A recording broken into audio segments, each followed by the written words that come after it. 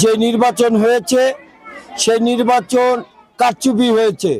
আমাদের অনেক কেন্দ্রে আমাদের এজেন্ট ছিল না, আমরা ভোটের সঠিক হিসাব পাই নাই।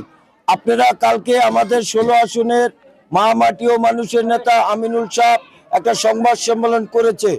অনেক কেন্দ্রের আমাদের পুলিং এজেন্টের কোনো সিগনেচার না দিয়ে, আমাদের কেন্দ্রের প্রতীক্ত ফলাফল হিসাব না দিয়ে আমাদেরকে নিয়ে যাওয়া হয়েছে।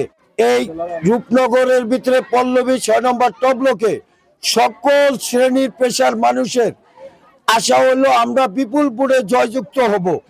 আমরা ম্যাক্সিমাম আশা করেছি 1,500 থেকে 2,000 ভোটে বিজয় করব। আমাদের ভোট কারচুপি করা হয়েছে 16 আসনে, এটা আমরা মানি না। আমরা আবারও এটা নির্বাচন চাই।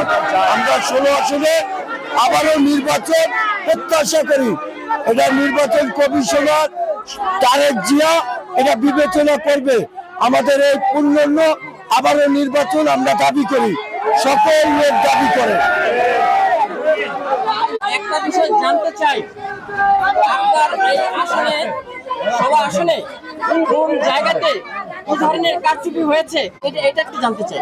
আমরা আসলে আপনারা মিডিয়ার মাধ্যমে দেখেছেন আমিনুল ভাই একদম ষড়যন্ত্রভাবে গোপনীয়ভাবে তাকে পরাজিত করার জন্য সেনাবাহিনীকে ইউজ করা হয়েছে, পুলিশকে তারা কাজে লাগাইছে।